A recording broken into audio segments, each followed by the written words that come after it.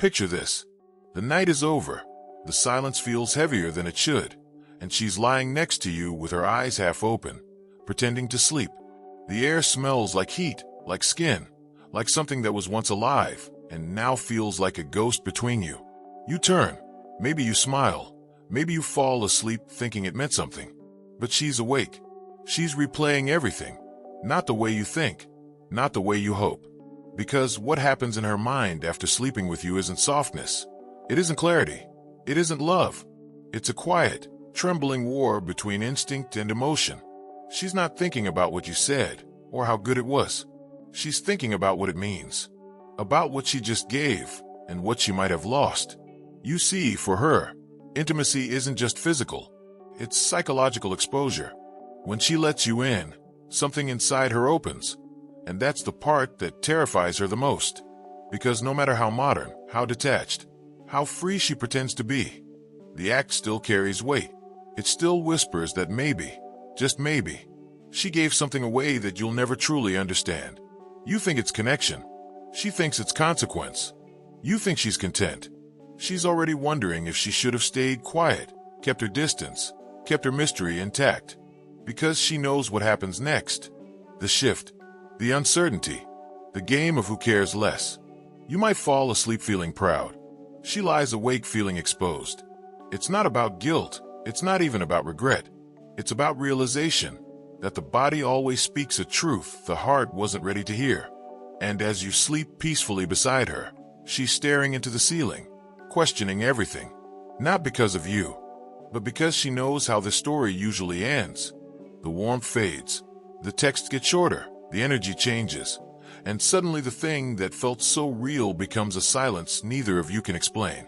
She won't tell you this. She'll smile, play along, act unbothered. But deep down, something inside her already knows. She just made herself vulnerable to someone who might never understand what that truly meant.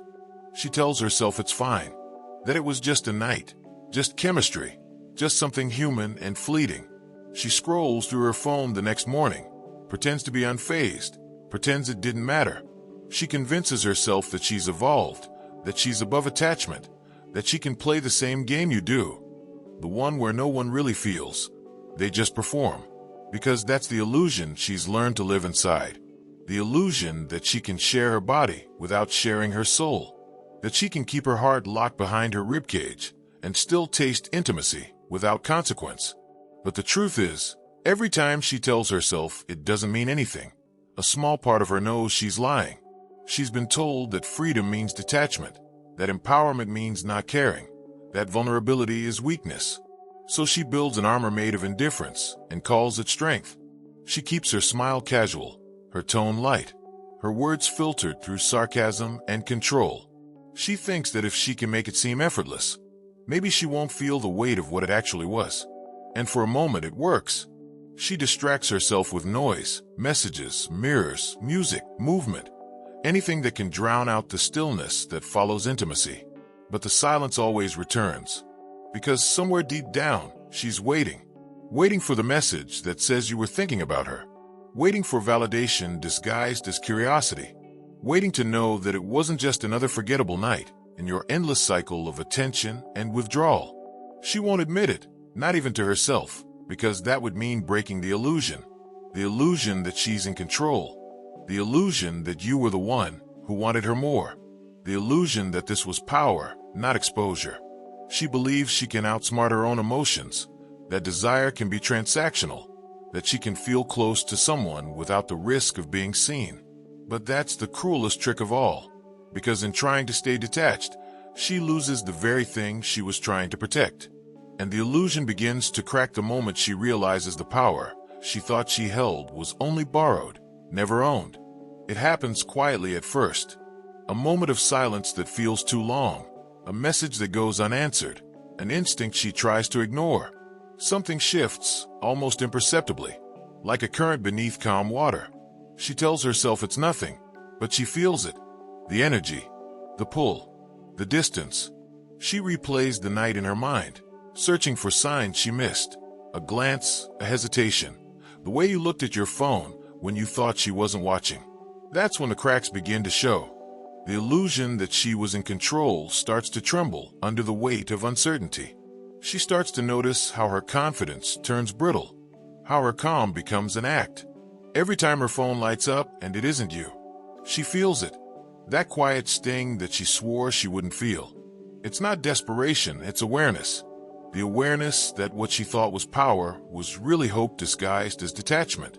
Because no matter how much she tries to suppress it, a part of her still wants to matter to you, still wants to believe that it wasn't just a moment in passing, that it meant something beyond the physical. She scrolls back through your conversations, the way you used to flirt before everything crossed that invisible line. She compares how it felt before and how it feels now.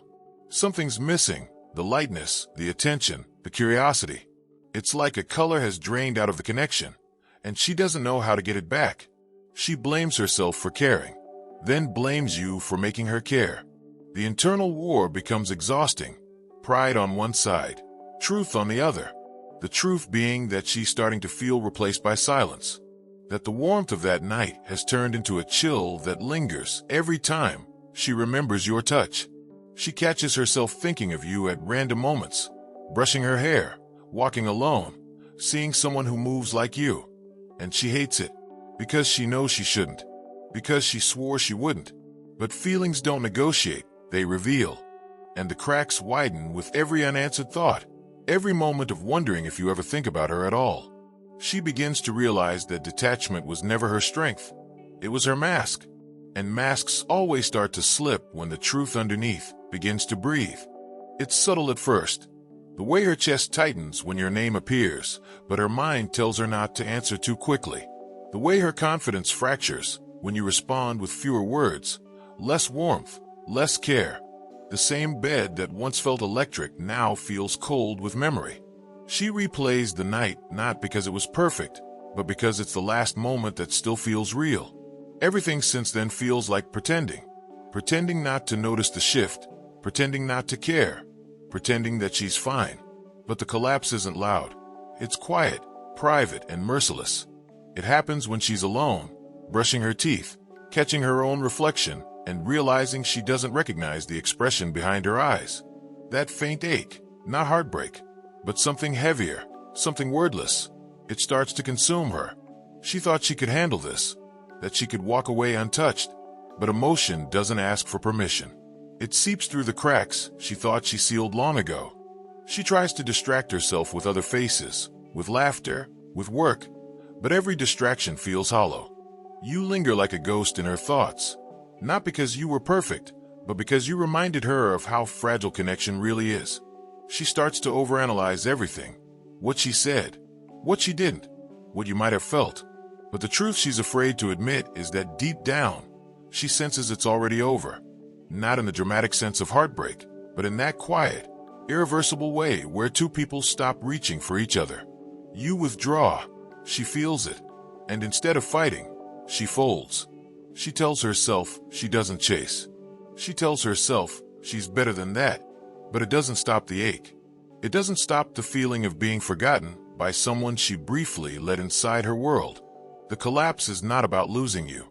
It's about losing what she believed she could have been to you, a rare connection in a world built on pretense. And as she scrolls through your messages one last time, she feels the sting of reality settle in. What felt infinite was temporary. What felt mutual was one-sided. And what she mistook for freedom has quietly turned into a cage she built for herself. The silence between you is now louder than the night you shared. And in that silence, she begins to understand the real cost of intimacy isn't the act itself. It's everything that comes after. There comes a moment when denial no longer protects her, when the excuses run out, and the mirror reflects the truth she's been avoiding. The reckoning doesn't arrive all at once. It creeps in like fog, blurring everything she thought she understood. She sits alone, scrolling, overthinking, searching for closure that will never come. The messages have stopped. The rhythm between you has vanished. And in that silence, she finally feels the echo of every choice she made in the name of control. She thought she was protecting herself by keeping things casual, by pretending not to care. But now, in the hollow quiet, she realizes she was never detached, just afraid. afraid of being the one who cared more, afraid of being seen as weak in a world that worships indifference, afraid that if she admitted she wanted more, she'd be the only one left wanting. That fear shaped every word, every glance, every moment she held back. And now, it's left her with nothing but the fragments of a connection that was never real enough to save.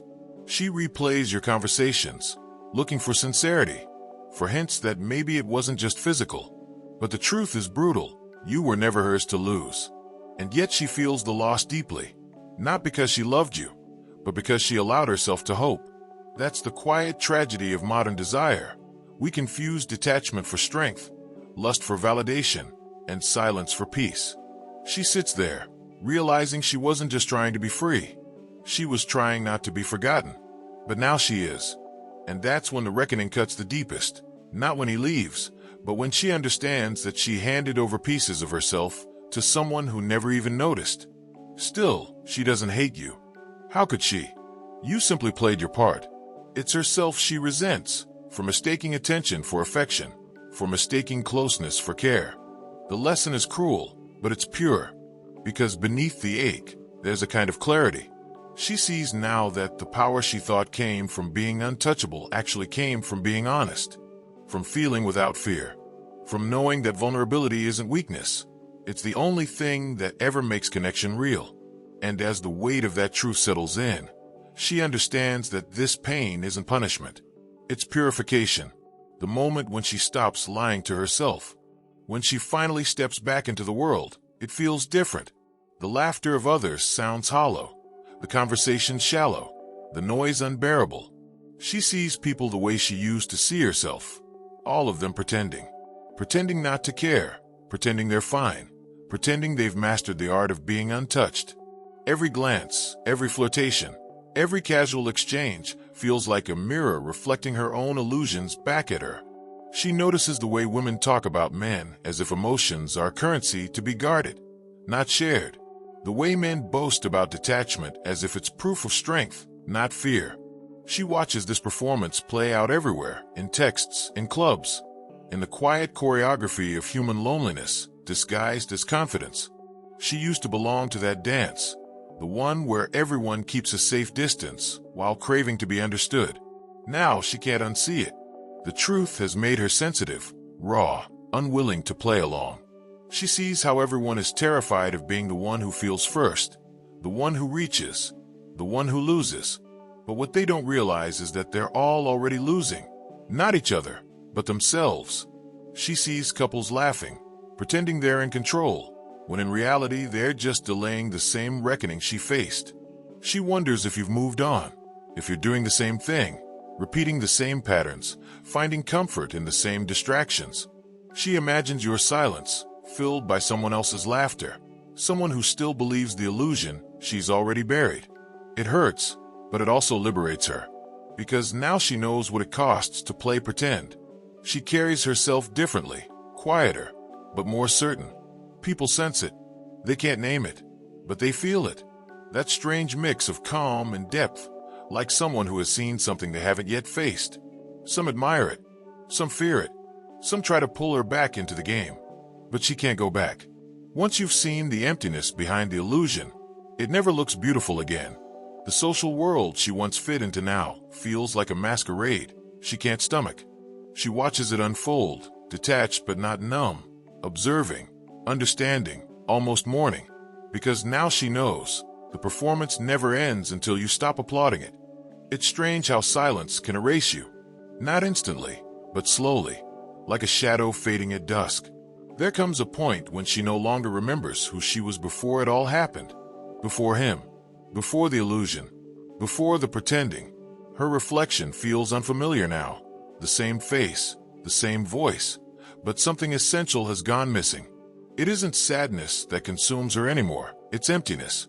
That dull ache of knowing she's been rewritten by something that never even promised permanence. She doesn't cry. She doesn't rage. She just exists in a kind of emotional afterlife, where everything feels distant, muted, detached. The identity she built, confident, untouchable, in control, has crumbled quietly beneath the weight of her own realization. And in its place, there's just her. Bare. unarmored, undefined. She thought losing him would hurt the most, but it's losing herself that feels unbearable. Because now, every part of her feels like a question without an answer. What does she want? What does she believe in? What does she trust anymore? She tries to rebuild, to find meaning again, but everything she touches feels temporary. Every conversation feels rehearsed. Every new connection feels like a risk she no longer has the courage to take. She has become both the wound and the scar, proof of what happens when you give without knowing what you're giving away. The loneliness isn't about being alone. It's about no longer recognizing the person you've become. She used to know what she stood for. Now she's just surviving the echoes of her own choices. She remembers how it felt to be desired, how it made her feel alive for a moment, and how that same desire turned into emptiness when it was gone. She starts to understand that desire isn't connection. It's the illusion of being seen. And once the illusion breaks, you're left facing yourself in the rawest form imaginable. There's a strange kind of grief in that. The grief of realizing that the version of herself she loved most only existed when someone else reflected it back at her. Now there's no reflection, no witness, no validation. Only the silence she once feared, now her only companion. But within that silence, something fragile begins to move. A faint pulse of truth. Because in losing everything she thought defined her, she's finally standing on the edge of something real. Something that doesn't need to be seen to exist. In the end, she understands. Not with her mind, but with something deeper. That quiet knowing that comes only after the ruin. The truth is simple, and because it's simple, it hurts. She realizes that intimacy was never about the body. It was about recognition. About two souls daring, for a brief and trembling moment, to see and be seen. And she realizes that most people aren't ready for that kind of nakedness. They want the touch without the truth, the closeness without the cost. You were one of them. Maybe she was too. And that's why it ended before it could ever begin. She doesn't hate you for it anymore. She doesn't romanticize you either. You've become something else now, a symbol, a scar, a mirror that forced her to see herself with unbearable clarity. Because the real awakening wasn't about losing you. It was about losing the illusions that once made her feel safe. She used to believe that love was something she could earn by being wanted. Now she knows desire fades, words fade, but what remains is who you are when no one is watching. That's what intimacy truly demands. Not beauty, not perfection, but truth. The kind of truth that strips away everything performative until only the soul remains. And most people can't handle that. So they run. They hide behind irony, distraction, and detachment, calling it freedom. But she no longer envies them. Because once you've seen what's real, pretense tastes like poison. She walks differently now, not lighter, not heavier, just quieter. The world still plays its games, but she no longer participates. She doesn't chase meaning through other people anymore.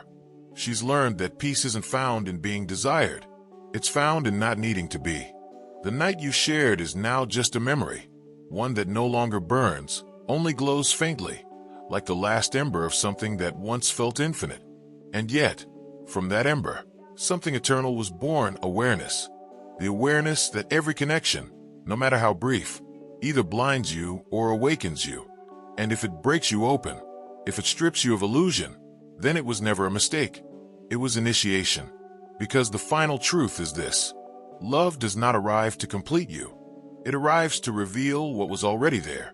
And when it leaves, it takes only what was never truly yours. The rest, the real, remains.